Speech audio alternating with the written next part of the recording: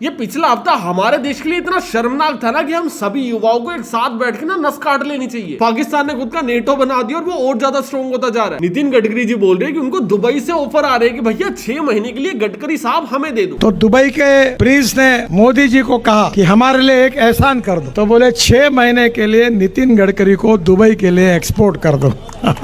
राहुल गांधी ने वोट चोरी के ऊपर एक और प्रेस कॉन्फ्रेंस करी। इधर से मोदी जी का बर्थडे आ गया, साथ में पेड पीआर भी आ गई। और ट्रंप क्या कर रहा है कि भैया बर्थडे मोदी का और पार्टी खुद कर रहा है। ट्रंप ने पीठ पीछे छुरा घो पर किसी भी इंडियन मीडिया ने दिखाया तक नहीं है। एक और हफ्ता बिकाऊ मीडिया और कंगना जैसे एमपीज के साथ हमारे देश ने जैसे तैसे काट लिया। अभी इंडिया पाकिस्तान के फालतू क्रिकेट मैच की बातें सुना के मैं तुम्हें पकाऊं, इससे पहले सब्सक्राइब कर लो, क्योंकि तुम में से जितने भी लोग इन वीडियोस को देख रहे हो ना 75% लोगों ने नहीं कर रखा। अभी अगर तुम जैसी इंसानी जात सब्सक्राइब नहीं करेगी तो मैं वीडियो जानवरों के लिए थोड़ी बना रहा हूँ। वैसे पिछले हफ्ते की सबसे बड़ी न्यूज पीएम मोदी का बर्थडे ही था, पर फिर मुझे बाद में याद आ गया कि भैया पीएम मोदी बायोलॉजिकल नहीं है। परमात्मा ने मुझे भेजा है, परमात्मा ने मेरे से काम लेना तय किया है। तो हम लोग एक काम करते हैं, वोट चोरी की प्रेस कॉन्फ्रेंस से शुरू करते हैं। अभी राहुल गांधी ने एक और प्रेस कॉन्फ्रेंस करी और जिन भी लोगों को लग रहा है कि भैया राहुल गांधी की प्रेस कॉन्फ्रेंस कौन देखता है, तो मेरा उन लोगों से सिर्फ एक ही चीज बोलनी है कि भैया जब तक ओपोजिशन प्रेस कॉन्फ्रेंस कर रही है देख लो, जिस दिन मोदी जी करेंगे वो भी देख लेंगे, क्योंकि आज तक उन्होंने तो एक भी नहीं करी। अभी राहुल गांधी ने जैसी प्रेस कॉन्फ्रेंस शुरू करी थी ना, वैसे ही एक टूल किट एक्टिव हो गई थी। अभी उस टूल किट का काम पता है क्या है? राहुल गांधी को वर्थलेस दिखाना। और अभी ऐसा भी नहीं कि भाई मैं राहुल गांधी का प्योर सपोर्टर हूं, मैं तो उसी को वोट डाल के आता हूं, ऐसा कुछ नहीं है। पॉइंट ये कि भैया बातें वो आदमी कैसी भी करता हो, बट आज की डेट में ओपोजिशन का सबसे बड़ा नेता है ना, तो मीडिया को उस आदमी को सीरियसली थोड़ा बहुत तो लेना ही चाहिए। जैसे राहुल गांधी ने अपने वोट चोरी की दूसरी प्रेस कॉन्फ्रेंस खत्म करी, उसके बाद एक टूल किट एक्टिव हो गई। अभी वो टूल किट पता है कौन है? News anchor. हमारे एक एंकर है सुशांत सिन्हा, जो टाइम्स नाउ के ऊपर आते हैं, और उन्होंने पता क्या लिखा है? राहुल गांधी एक और ठस्सी बॉम्ब फोड़ के चले गए। रजत शर्मा याद है ना आपकी अदालत वाले की, भैया हम तो हमेशा सच बोलते हैं, हम किसी से डरते नहीं हैं। वो राहुल गांधी की प्रेस कॉन्फ्रेंस के बाद लिखते कि भैया राहुल के बम में दम नहीं और चुनाव आयोग किसी से कम नहीं। ये मीडिया के अंदर शायरियां लिखी जा रही है। तुम्हें पता है मीडिया का एक बेसिक काम क्या होता है कि भैया जो भी दुनिया के अंदर चल रहा है उसके ऊपर रिसर्च करना और लोगों को लाके बताना, अपना पॉइंट ऑफ व्यू बनाना। तो मीडिया के हक में कभी आता ही नहीं है। आपसे किसने पूछा कि वो बम ठस्सी था या फिर नहीं था? आपने मुंह में रख के फोड़ा। अगर देश में पत्रकार हो, जाने माने नाम हो, तो वैसा काम करो। एज को देख के ये जनरेशन वैसे भी कुछ खास इज्जत देती नहीं है। सुबह शाम सिर्फ सोशल मीडिया के ऊपर गाली ही खाते हैं लोग। रात को नींद आ जाती है क्या अच्छे से? और इसी के ऊपर बीजेपी के ऑफिशियल ट्विटर अकाउंट से पता क्या है? नीचे राहुल गांधी की कोई फोटो लगी हुई, आर्टिकल लगा हुआ और उसके ऊपर लिखा हुआ बालक बुद्धि ने बताई कांग्रेस की काली सच्चाई। अभी बीजेपी का ट्विटर हैंडल राहुल गांधी को बालक बुद्धि बोल दे रहा है। अभी अगर कांग्रेस का ट्विटर हैंडल मोदी को बालक बुद्धि बोल दे तो ये बिहार बंद कर देंगे और बदला लेने निकल पड़ेंगे कि भैया बेइज्जती कैसे कर दी हमारी। गेम खेलना खेल लो, पर एक तरफा नहीं होना चाहिए ना। अभी इसके अंदर कांग्रेस कोप अप कर रहा है। तुम्हें पता है कांग्रेस की आजकल ना, तुम सोशल मीडिया अकाउंट्स को सिर्फ फॉलो कर लो, बहुत मीम्स आती है। जो सोशल मीडिया अकाउंट्स के अंदर कांग्रेस ने कमबैक दिए है ना भाई, इतने क्रेजी लेवल का कंटेंट बना रहे हैं ना, मुझे लगता है आज से 5-6 सालों तक ये लोग बीजेपी को पीछे छोड़ देंगे। सरकार बना पाएंगे या नहीं बना पाएंगे उसका मुझे कोई आइडिया नहीं है। ट्रोल करने में तो पक्का पीछे छोड़ देंगे। बट अभी एक्चुअल मुद्दे के ऊपर चलते हैं कि राहुल गांधी ने एक्चुअल में उस प्रेस कॉन्फ्रेंस में बोला क्या है। राहुल गांधी ने इलेक्शन कमीशन के ऊपर ब्लेम लगाया कि 6018 वोट्स को डिलीट कर दिया गया। Aland is constituency in Karnataka, 6018 votes. Somebody tried to delete 6018 votes. और इसका एक एग्जांपल भी दिया गोदाबाई का। राहुल गांधी ने क्या किया, उनकी वीडियो को स्टेज के ऊपर चला दिया और उनसे रिकॉर्ड करवा के लाई। और उस वीडियो के अंदर क्या था कि उन्होंने तो कभी अपना वोट डिलीट किया ही नहीं। Godabai of course has no idea. Election time ಈಗ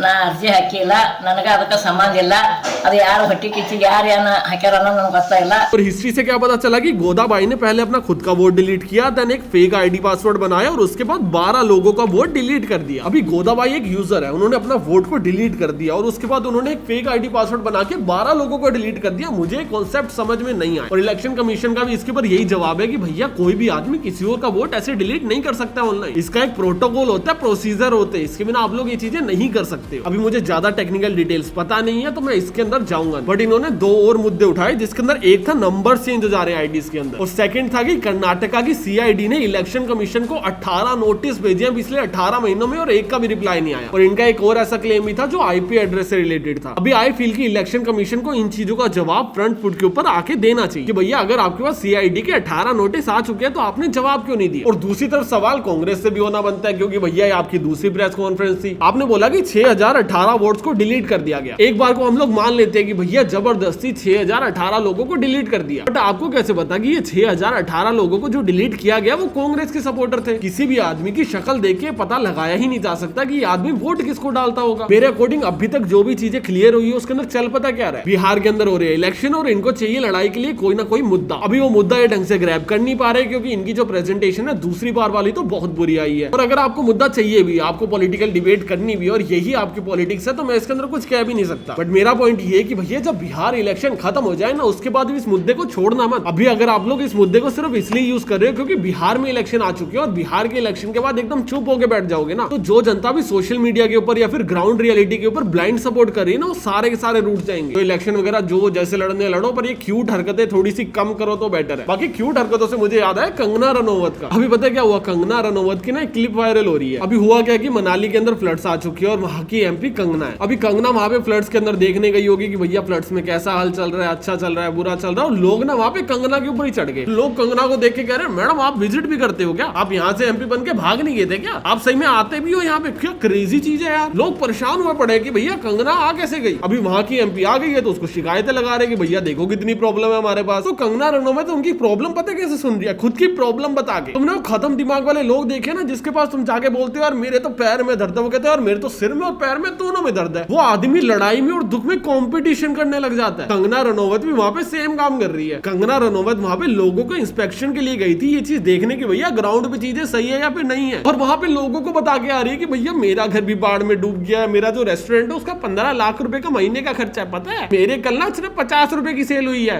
और ये जानिए कि मेरा भी घर यहाँ पे है, मुझ पे क्या बीतती होगी।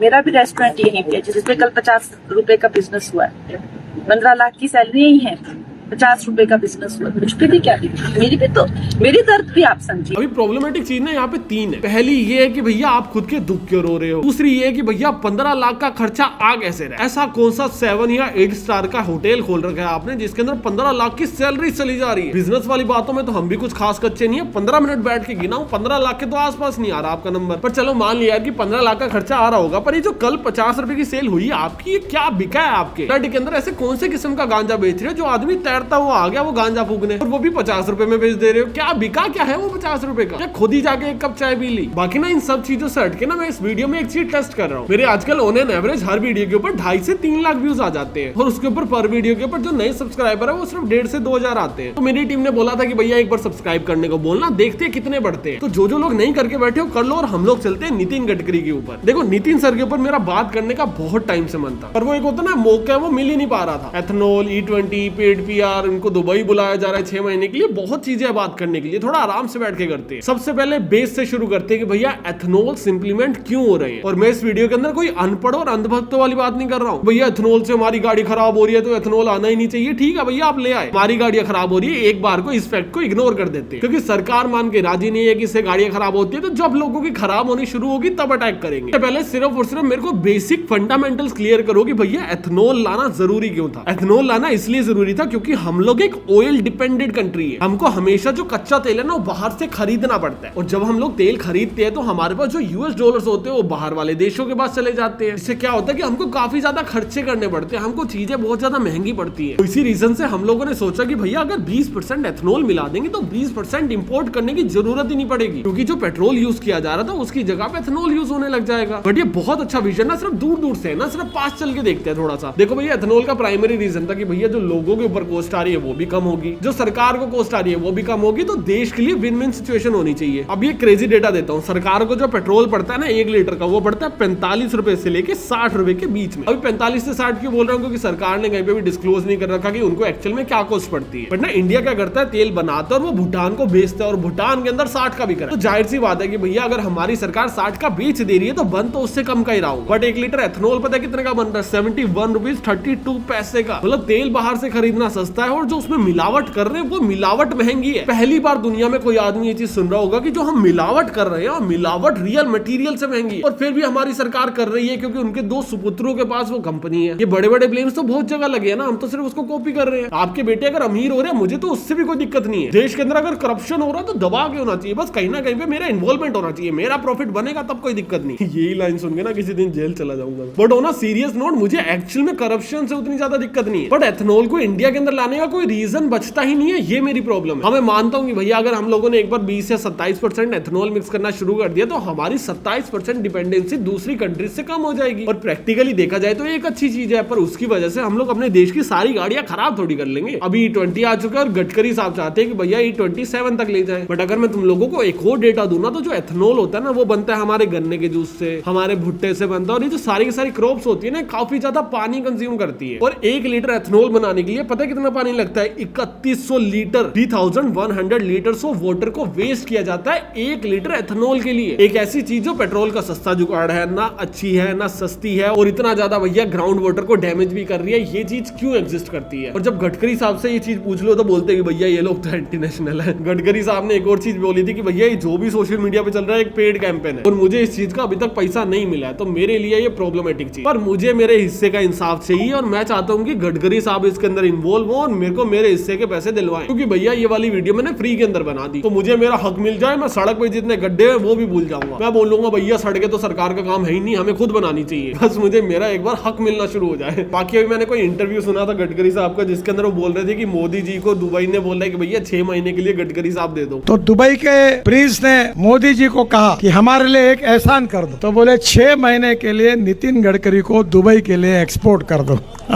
तो अगर ऐसा कोई इंसिडेंट रियल में हुआ है तो देखो भैया, मैं तो विश्वास करता हूँ जो भी पॉलिटिकल पार्टीज बोलते हैं, मैं तो भैया सारी बातें मानता हूँ। तो भैया मेरी सीधा सीधा दुबई से दरखास्त है कि भैया अगर आपका 6 महीने के लिए ले जाने का मन है तो पहले सोच लो, क्योंकि यहाँ पे 1 लीटर एथेनॉल के लिए 3100 लीटर पानी वेस्ट किया जा रहा है, और आपके पास पानी वैसे ही कम है, तो आराम से डिसाइड कर लेना। टाइम हमारे पास बहुत है, क्योंकि मोदी जी तो अभी यहाँ पे इंडिया में बर्थडे बना रहे हैं। जिस दिन मोदी जी का बर्थडे था ना, मेरे को उसी दिन पता चला कि अरे भाई बर्थडे है क्या, और मैक्सिमम लोगों को ना एक्चुअल बताऊं तो उसी दिन ही पता चला कि अच्छा आज है बर्थडे पीएम मोदी जी का। बहुत बढ़िया बात है, कांग्रेचुलेशन सर। पर बीजेपी के वर्कर्स को पहले से पता था कि भैया बर्थडे आने वाला है। उन्होंने क्या किया, अखबार की सारी हेडलाइन खरीद ली, आधे से ज्यादा पूरे अखबार खरीद लिए कि भैया सारे पेजों के ऊपर मोदी जी मोदी जी मोदी जी मोदी जी, भैया हैप्पी बर्थडे, हर भाषा के अंदर हैप्पी बर्थडे। देखो भैया अगर आपको खुद को हैप्पी बर्थडे कहलवाना है तो वो मेरे पैसों से क्यों कहलवाया जा रहा है? मुझे पता है वो सारी चीजों के अंदर टैक्स का पैसा यूज हुआ है। मैं मेरा बर्थडे नहीं बना पा रहा खुद के पैसे से, आप मेरे पैसे से खुद सेलिब्रेट कर जा रहे हो। ये आपके पास एक अनफेयर एडवांटेज क्यों है नेता बनने के बाद? बाकी वो ना सीरियस नोट देखने में बहुत ज्यादा वियर्ड लग रहा था कि यार कोई नेता अपने इतने सारे बैनर छपा रहा है और वो भी खुद को विश करवाने के लिए। कांग्रेस वाले या फिर ध्रुव राठी बोल रहे थे कि भैया ये सारी की सारी एक टूल किट चल रही है, सभी सेलिब्रिटीज को टैक्स किया जा रहा है कि भैया पीएम मोदी को विश कर दो। एंड ये बातें ना कहीं कन्विंसिंग में लगती है कि भैया शाहरुख खान ने वीडियो बना के दे दी, बाकी भी स्टार्स ने वीडियो बना के दी, सबको याद थोड़ी था। मैं कह रहा हूँ वीडियो बना के ट्विटर के ऊपर डालनी, और वो भी अपने देश के प्रधानमंत्री के लिए बुरी बात नहीं है। ऐसा भी है, तुम्हें पसंद है नहीं है, तुम्हारी आइडियोलॉजी के ऊपर डिपेंड करता है ना। वो तो है तो देश का प्रधानमंत्री, हमारी विश भी डिजर्व करता है, रिस्पेक्ट भी डिजर्व करता है, सारी चीजें डिजर्व करते हैं। बट सभी लोग अपनी वीडियोस के साथ रेडी थे और सबको पता था कि भैया मोदी जी का बर्थडे आने वाला, और सबने कैलेंडर में लगा रखा था। ये चीज थोड़ी सी सस्पिशियस लग रही थी। तो उधर से मोदी जी को ट्रंप ने विश कर दिया, और जिस टाइम पे सारा का सारा बर्थडे सिनेरियो चल रहा था ना, उस टाइम पे एक और बहुत ही क्रेजी चीज हुई। यूएस ने ईरान के चाबार पोर्ट के ऊपर सैंक्शंस लगा दिए, और ये चीज ना तुमको मीडिया के अंदर कवर होती कहीं पे भी नहीं दिखेगी, क्योंकि भैया मोदी जी का बर्थडे सेलिब्रेट करना है ना। पर चाबार पोर्ट इंडिया के लिए बहुत ज्यादा इंपॉर्टेंट था, पता है। इस चीज को ना इस नजर से समझो कि भैया हमारे तो पाकिस्तान से बनती नहीं है, बट पाकिस्तान के पीछे भी काफी देश एग्जिस्ट करते हैं, जैसे अफगानिस्तान हो गया, ईरान हो गया। हम लोग उनको जाके कैसे सामान सप्लाई करें? तो हम लोग क्या करते थे, समंदर के थ्रू उनके पास जाते थे और ईरान के चाबार पोर्ट के ऊपर जाके लैंड कर देते थे, और वहां से आगे जितने भी सेंट्रल एशिया के अंदर कंट्रीज थी हम सबको कवर कर पाते थे। अभी क्या हुआ कि चाबार पोर्ट के ऊपर हमारे ऊपर सैंक्शंस लगा दी गई है, इससे जो ट्रांसपोर्ट का पूरा तरीका है ना बहुत ज्यादा डिफिकल्ट हो गया। ये वाली जो सैंक्शंस है ना, ये ट्रम्प के 25 और 50% सैंक्शन से भी काफी बड़ी हो सकती है, क्योंकि जब आप लोग माल सप्लाई करने के लिए कोई भी रूट ब्लॉक कर देते हो ना, तो उसके बाद या तो कोई ऑल्टरनेटिव रूट फाइंड करना पड़ता है, और ऑल्टरनेटिव रूट्स ना हमेशा बहुत ज्यादा एक्सपेंसिव होते हैं। तो अभी कितनी सैंक्शंस लगी है, किस टाइप की सैंक्शंस लगी है, वो आने वाले टाइम के अंदर थोड़ा सा क्लियर होगा। बट सैंक्शंस क्यों लगाई गई है, इसके अंदर पीएम मोदी का वैसे कोई भी हाथ नहीं है। ट्रम्प हमारे साथ बहुत टाइम से उंगली करता आ रहा है, बहुत ही दोगला फेस बना के चल रहा है, कहता है भैया मोदी मेरा दोस्त है पर मैं इसको काटूं, मोदी मेरा दोस्त है भैया पर मैं इंडिया के खिलाफ होऊंगा, और हम उसके अंदर कुछ कर नहीं सकते, क्योंकि ट्रम्प क्या कर रहा है, हमको बुली करने की कोशिश कर रहा है। और इंडिया ऑलमोस्ट मेरे अकॉर्डिंग जो भी सिचुएशन के ऊपर खुद के लिए भला कर सकता है कर रहा है। तो क्योंकि हम लोग वीडियो बना रहे हैं, इसका मतलब ये नहीं कि हम लोग किसी भी सरकार को फालतू में क्रिटिसाइज करेंगे। तो जो चीजें ठीक है वो ठीक है, पर जो चीजें ठीक नहीं है वो है पाकिस्तान का नेटो। अभी पाकिस्तान एक्चुअल में नेटो के अंदर ज्वाइन नहीं कर रहा है, पाकिस्तान खुद का नेटो क्रिएट कर रहा है। अभी कुछ लोग बोल रहे हैं कि यार पाकिस्तान फंस रहा है इस सिचुएशन में, कुछ लोग बोल रहे हैं भैया इंडिया फंस रहा है, और मैं तुम लोगों के सामने पॉइंट ऑफ व्यू रख देता हूँ आ क्या क्या रही है। अभी तुम लोग खुद से दिमाग लगा लेना कि भैया कहाँ का पॉइंट ऑफ व्यू कहाँ अटैच हो रहा है। सबसे पहले नेटो पता है क्या चीज है, बहुत शॉर्ट में एक्सप्लेन करता हूँ। नेटो एक ग्रुप ऑफ कंट्रीज है जो खुद को बोलती है कि भैया हम लोग सारे के सारे मिलिट्रीज को शेयर क्रिएट कर रहे हैं। नेटो के अंदर ऑलमोस्ट पूरा का पूरा यूरोप है और अमेरिका भी है। और नेटो के अंदर आर्टिकल 5 है जिसका ये बोलना है कि भैया अगर किसी भी एक भी कंट्री के ऊपर किसी भी बंदे ने अटैक कर दिया ना, किसी भी कंट्री ने अटैक कर दिया, तो नेटो के अंदर जितनी भी कंट्रीज है ना, वो सारी की सारी कंट्री एक पर्टिकुलर कंट्री को टारगेट करके खत्म कर देंगी। अगर देसी भाषा में समझाऊं तो 8-10 लोगों ने अलायंस कर ली, साथ में गुट बना लिया और सबने बोल दिया कि भैया किसी को भी कोई भी आदमी पीटने आया ना तो हम सारे मिलकर उसको तोड़ेंगे। और यही नेटो है। अभी पाकिस्तान ने अपना नेटो कैसे बनाया, उसने सऊदी अरेबिया के साथ डील साइन कर ली और जो डील साइन की गई है वो ऑलमोस्ट आर्टिकल 5 जैसी है। और इसके अंदर क्या बोला गया कि भैया अगर किसी भी देश के ऊपर अटैक होता है तो हम लोग ये समझेंगे कि दोनों देशों के ऊपर अटैक हुआ। अभी इसका सबसे पहला कौन तो बहुत सिंपल है कि भैया अगर कभी भी इंडिया ने पाकिस्तान के ऊपर जवाबी कार्रवाई करी तो पाकिस्तान तो हमसे बदला लेगा ही लेगा, साथ में सऊदी अरेबिया भी आ सकता है क्योंकि उन्होंने अलायंस कर ली है। और इंडिया के पास ऐसी कोई भी पर्टिकुलर अलायंस नहीं है। चाइना के साथ भी हमारे नाम के संबंध है, हमारे पास ऐसा कोई आदमी खड़ा होने के लिए नहीं है। हाँ, वो अलग बात है कि हमारे जवान बहुत अच्छे हैं और हमको किसी के अलायंस की जरूरत भी नहीं है, बट स्टिल अगर दूसरी साइड पे एक अलायंस है तो वो इंडिया के लिए कहीं ना कहीं पे एक डैमेज तो क्रिएट करेगा अगर कल को कभी भी वॉर होगी तो। और अगर वॉर नहीं भी होगी तो ऐसे छोटी मोटी फाइट्स में होंगी तो उसके अंदर भी प्रॉब्लम क्रिएट होगी। और ये थे हमारे कॉन्स। अभी चलते हैं प्रोज के ऊपर। कुछ लोग ना इसको प्रो की नजर से देख रहे हो और प्रो की नजर क्या है मैं तुमको पहले थोड़ी सी कंडीशन एक्सप्लेन कर देता हूँ। अभी पाकिस्तान है थोड़ी सी भिखारी कंट्री है, पाकिस्तान में पैसा वैसा तो है नहीं और वो एड्स के ऊपर जिंदा रहते हैं। कभी IMF से मिल जाती है, कभी अमेरिका से मिल जाती है और कभी ना सऊदी से मिल जाती है। ये जो सऊदी हो गया, UAE हो गया ना, ये सारे के सारे पाकिस्तान को एड देते रहते हैं क्योंकि सारी की सारी मुस्लिम कंट्रीज है, मिडिल ईस्ट की कंट्रीज है और सारे के सारे सोचते हैं कि भैया पाकिस्तान भी हमारा भाई बंधु है, इसको दे देते हैं, जिंदा रखते हैं। अभी मिडिल ईस्ट की सारी कंट्रीज के पास ना एक प्रिविलेज आई है, उनके पास मिल रहा है तेल। पाकिस्तान बेचारों के पास तेल मिला नहीं है और वो तेल के बिना जिंदा रह नहीं पा रहे ज्यादा। पाकिस्तान के पास ना एक और बहुत अच्छी चीज है कि उनकी आर्मी बहुत स्ट्रॉन्ग। अभी मैं आर्मी को स्ट्रॉन्ग बोल रहा हूँ, ऐसे नहीं बोल रहा कि भैया उनकी इंडिया के कंपैरिजन में आर्मी बहुत स्ट्रॉन्ग है। उनकी UAE, सऊदी अरेबिया, इनके कंपैरिजन में आर्मी बहुत ज्यादा स्ट्रॉन्ग है क्योंकि ये जो मिडिल ईस्ट की कंट्रीज है इनकी मैक्सिमम प्रोटेक्शन ना हमेशा से यूएस करता आ रहा है। तो इन्होंने ना कभी भी अपनी आर्मीज को उस लेवल पे कभी भी स्ट्रॉन्ग किया ही नहीं है। पर अभी ना प्रॉब्लम्स काफी ज्यादा बढ़ चुकी है जब से ट्रम्प आया। पावर्स डाइवर्ट हो चुकी है और सबसे ज्यादा पावर आ चुकी है इजराइल के पास। और इजराइल क्या कर रहा है, इजराइल सबकी नाक में दम करके बैठा है। मिडिल ईस्ट के अंदर जितनी भी कंट्रीज है ना, सबकी जान सूख रखी है कि भैया कब किस पे मिसाइल मार दे पता नहीं। तुम्हें पता होगा कि इनका हमास के साथ कोई पंगा चल रहा है क्योंकि हमास एक टेररिस्ट ऑर्गेनाइजेशन है और इसी चक्कर में पैलेस्टाइन के ऊपर अटैक करे जा रहे हैं जो मेरे को नहीं पता क्यों करे जा रहे हैं, रुक क्यों नहीं रहे हैं, पर ठीक है जो भी उनका मैटर है, मैं बीच में नहीं पढ़ रहा क्योंकि मेरे को ज्यादा नॉलेज नहीं है। बट इन्होंने कुछ टाइम पहले क्या किया था, ईरान के ऊपर अटैक कर दिया था। क्यों किया था, क्योंकि इनको लग रहा था जो हमास जो टेररिस्ट ऑर्गेनाइजेशन है वो ईरान उनको फंड कर रहा है और इनके उनसे संबंध है। उनकी आपस में फाइट हुई थी, वो आपस में निपट लिए थे। ईरान के पास भी न्यूक्लियर पावर है, इजराइल के पास भी न्यूक्लियर पावर है, दोनों ने कोई पागलपन नहीं किया, ठीक है। अभी मिडिल ईस्ट के अंदर ना सिर्फ और सिर्फ इजराइल और ईरान के पास न्यूक्लियर पावर है, बाकी किसी के पास न्यूक्लियर पावर है नहीं। और UAE तो भैया सारी लड़ाइयों से दूर रहता है। अभी क्या हुआ कि हमास के कुछ बड़े लीडर्स के साथ ना पीस डील की जा रही थी कतर के अंदर, और कतर के अंदर ना मोस्टली पीस डील्स होती रहती है। जितने भी लफड़े वहां पे चल रहे होते हैं ना, कतर में उसका राजीनामा हो जाता है। तो इजराइल को पता चला है कि भैया पीस डील करने के लिए हमास के बड़े बड़े लीडर्स जा रहे हैं कतर के अंदर। और इजराइल ने क्या किया भैया, कतर के अंदर जिस बिल्डिंग के अंदर उनको इन्फॉर्मेशन मिली थी उसके ऊपर अटैक कर। और अटैक क्या किया, लोग ने भिजवाया सीधा मिसाइल बेस। अभी कतर ने उस चीज को कंडेम किया, सऊदी अरेबिया ने उस चीज को कंडेम किया और काफी सारे और भी देश है जिन्होंने इस चीज को बोला है कि भैया जो भी आपने किया है गलत। अभी सही है गलत है मैं इसमें नहीं पढ़ूंगा क्योंकि भैया नॉलेज नहीं है, राइट। बट इस चीज से ना सऊदी अरेबिया को समझ आया कि भैया हमारे ऊपर भी कभी भी अटैक हो सकता है और हमारे पास ना वो स्ट्रॉन्ग आर्मी है नहीं कि भैया हम लोग जवाब दे सके, और नहीं देंगे तो फिर बेइज्जती होती है। तो हमको एक ऐसी अलायंस चाहिए जिसके पास ऐसी एक आर्मी हो जो भैया कम से कम जवाबी कार्रवाई तो कर सके। पाकिस्तान तो इजराइल को एज अ कंट्री एक्सेप्ट भी नहीं करता और इजराइल की इस चीज से ना पाकिस्तान से किलस्ती बहुत है। तो सऊदी अरेबिया ने देखा कि भैया पाकिस्तान है, पाकिस्तान को कब्जा लेते हैं हम लोग, इनको एड तो वैसे ही देते रहते हैं। अब इनको जाके बोलते हैं यार हमारी मदद करो, अलायंस बना लो, एक काम करते हैं मिलके खेलते हैं, तुमको हम पहले भी फंड कर रहे थे और भी करते रहेंगे, बस एक काम करो हमारे साथ अलायंस बना लो। अभी उस अलायंस से प्रैक्टिकली हो क्या रहा है, जो पाकिस्तान है वो अपनी मिलिट्री बेच रहा है। पाकिस्तान को पता है कि भैया वहां पे फाइट हो सकती है और वो अपनी मिलिट्री को दांव पे लगा रहे हैं, वो अपने सोल्जर्स बेचने पे आ चुके हैं। एक पॉइंट ऑफ व्यू तो मैंने पहले बताया था कि भैया कैसे वो इंडिया के लिए खतरा है। दूसरा पॉइंट ऑफ व्यू ये है कि लोग कह रहे हैं कि अपना सोल्जर्स बेचने पे आ चुके हैं। तो सऊदी और इंडिया के रिलेशंस ऑलरेडी पहले से काफी अच्छे हैं। सऊदी और इंडिया काफी ज्यादा ट्रेड भी करते हैं। इंडिया करीब $11 बिलियन का सामान सऊदी को बेचते हैं और 32 या 33 बिलियन डॉलर का सामान खरीदता है। सऊदी हमसे बहुत पैसे कमा रहा है, वो हमारे खिलाफ हो जाए ये चीज बहुत दूर की बात है। और कल को अगर इंडिया या पाकिस्तान के बीच में कोई भी लफड़ा होता है ना, तो एक्सपर्ट्स का बोलना है कि भैया सऊदी हो सकता है कि पीछे को मुंह कर ले या फिर मैक्स टू मैक्स कुछ एड दे देगा, थोड़ा बहुत पैसा दे देगा और वैसे सपोर्ट कर लेगा, पर वो इंडिया के खिलाफ नहीं जा पाएगा। अभी एक्चुअल में उस टाइम पे क्या होगा ग्राउंड रियलिटी में हमको नहीं पता, हम सिर्फ यहाँ बैठ के बातें कर सकते हैं। हमारे फॉरेन अफेयर मिनिस्टर्स बोल रहे हैं कि भैया हमको पता है कि ये चीज हो रहा था, पाकिस्तान और सऊदी का चल रहा था। अभी हम इस पूरी सिचुएशन को एनालाइज कर रहे हैं कि ये चीज कैसे हमारे ऊपर इंपैक्ट डाल सकती है। अभी ये चीज हम पे कैसे इंपैक्ट डालेगी मुझे नहीं पता, पर एक चीज हमारी वजह से, सोशल मीडिया की वजह से बहुत ज्यादा इंपैक्ट डाल दिया और वो है क्रिकेट क्रिकेट मैच। भैया पिछले संडे क्रिकेट मैच था और जो लोगों ने बायकॉट किया ना, काफी एप्स तो ऐसी थी जिन्होंने स्कोर बताने से ही मना कर दी कि भैया हम नहीं बताएंगे क्या स्कोर है। अगर तुम लोगों ने पिछले हफ्ते क्रिकेट मैच को बायकॉट किया था, थैंक यू सो मच। ये आखिरी हफ्ता है, इस हफ्ते भी प्लीज कर देना। संडे को दोबारा इंडिया पाकिस्तान का क्रिकेट मैच हो रहा है, हम में से किसी को भी नहीं देखना है। अगर तुम स्टेडियम में जा रहे हो तो किसी को भी नहीं जाना है। कुल मिला के इनको पैसे कमाने को नहीं देने। कोई ऑर्गेनाइजेशन हमारे इमोशंस के ऊपर पैसा कमाने की कोशिश करे और उसके बाद उसको जस्टिफाई करे कि भैया जो हम इंडिया पाकिस्तान के मैच में जीते हैं ना, ये जीत हम लोग आर्मी को समर्पित करना चाहते हैं, ये जीत हम लोग उन लोगों को समर्पित करना चाहते हैं जिनकी जान गई है। समर्पित जीत कैसे हो सकती है? मैं जीता, मैं खेला ग्राउंड के अंदर, मैं बोलूं यार मैं तो उसके लिए जीता हूं। अबे उसका क्या लेना देना तेरी जीत से? तू खेला ही क्यों? अगर तुम इतनी ज्यादा नेशनैलिटीज की बातें कर रहे हो तो भैया तुम खेले ही क्यों? एक बचकानी सी चीज दिखा देंगे, हमने हाथ नहीं मिलाया, जैसे दूसरी क्लास में पढ़ते हो तुम। ये 2 पैसे की हरकतें ये जनरेशन सुनने वाली नहीं है। तुम्हें लगा था तुम सुना दोगे, ट्विटर के ऊपर गालियां तो भर भर के पड़ी है ना तुम्हें। कोई ऐसा आदमी नहीं था जो इनको बोल रहा हो भैया आपने हाथ नहीं मिलाया मजा आ गया। सारे कह रहे हैं कि भैया दूसरी क्लास से पास हुए हो क्या, हाथ नहीं मिलाया लड़के आगे क्या उनसे। बाकी मैं काफी अपडेट्स ट्विटर के ऊपर देता रहता हूँ, उसको फॉलो कर लेना। हम डिबेट शो भी उसके ऊपर बहुत जल्दी शुरू कर लेने हैं, तो एक बार फॉलो कर लो। उसके अंदर प्राइज मनी भी कुछ अनाउंस करूंगा। अभी प्लान कर रहा हूँ पूरा स्ट्रक्चर की कैसे करना है। कुछ एडवाइस हो तो ट्विटर पे बताना, मैं सबसे बात कर रहा हूँ। ट्विटर आईडी मेरी यहाँ पे आ रही होगी, सब्सक्राइब कर देना चैनल को। और अगर कोई टॉपिक के ऊपर डेडिकेटेड वीडियो चाहते हो, क्योंकि हमने ये सारी चीजें कवर करी है इसके अंदर, राइट। अगर चाहते हो कि भैया पर्टिकुलर टॉपिक के ऊपर मुझे डेडिकेटेड वीडियो चाहिए तो मुझे वो भी बताओ, अपन वो ही बना देंगे, क्योंकि बेले तो हम है ही। बाकी मुझे पता है मेरी शर्ट अच्छी है और मैं तुमसे मिलता हूँ अगली वीडियो में, तब तक के लिए बाय।